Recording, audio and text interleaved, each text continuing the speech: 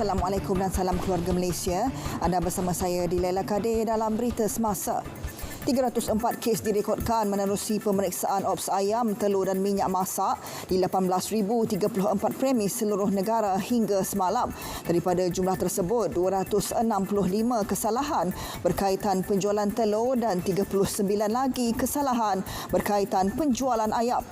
Menteri Perdagangan Dalam Negeri dan Hal Ehwal Pengguna Datuk Seri Alexander Natalinggi berkata kesalahan tersebut melibatkan nilai rampasan kira-kira RM41,000. Usaha terus dipergiat bagi mengenal pasti sebarang peniaga yang ingkar menerusi 2,200 anggota penguatkuasa dan 72 pusat arahan penguatkuasaan KPDN HEP.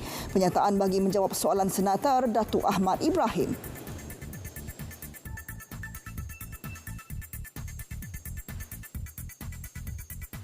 Dalam pada itu, sumbangan sektor agro komoditi kepada pendapatan negara mencatatkan peningkatan hampir 50% pada tahun lalu berbanding 2020. Menurut Menteri Perusahaan Peladangan dan Komoditi Datuk Zuraida Kamarudin, secara keseluruhan sebanyak RM204 bilion berjaya dicapai menerusi hasil sektor tersebut. Justeru pihaknya komited untuk meneruskan momentum tersebut bagi memastikan sektor agro komoditi negara terus memacu penjanaan ekonomi negara pasca pandemik COVID-19.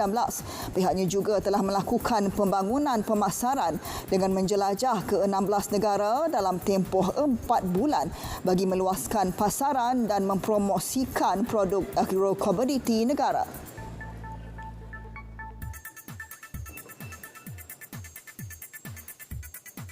Kebenaran mendirikan solat Jumaat yang diberikan kepada 228 surau secara sementara sejak pandemik COVID-19 2 tahun lepas di Melaka ditamatkan berkuat kuasa 19 Ogos ini. Mufti Melaka Datuk Abdul Halim Tawil berkata keputusan itu diputuskan melalui Majlis Mesyuarat Kerajaan Negeri baru-baru ini selaras dengan syaur jawatan kuasa Fatwa Negeri Melaka yang bersidang pada 27 Jun lepas. Esok adalah solat Jumaat terakhir didirikan di semua surau berkenaan dan selepas tarikh tersebut, semua anak Qariah hendaklah kembali bersolat di masjid Qariah masing-masing.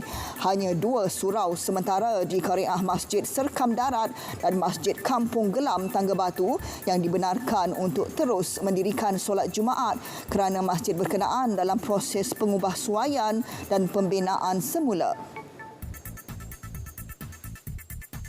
Sebahagian besar kawasan di Sarawak mencatat bacaan indeks pencemaran udara IPU pada tahap sederhana setakat tengah hari tadi. Kemas kini bacaan IPU di laman sesawang Jabatan Alam Sekitar menunjukkan terdapat 2 lokasi merekodkan bacaan melebihi 70. Lokasi terlibat iaitu stesen bergerak MCAQM di Ibu Pejabat Polis Daerah Serian dengan bacaan 78 dan Samarahan 73. Manakala 7 lokasi lain mencatat bacaan antara 53 dan 69. Bila beralih ke perkembangan luar negara, kempen vaksinasi bagi mencegah cacar monyet dijalankan selama 2 minggu di 5 farmasi di Perancis. Sesi percubaan ini dibuka kepada mereka yang sukarela divaksin. Jelas ahli farmasi Fabian Florek, inisiatif pencegahan ini dilakukan sama seperti kempen HIV. Setakat Julai lalu, lebih 1,700 individu dijangkiti cacar monyet di negara itu.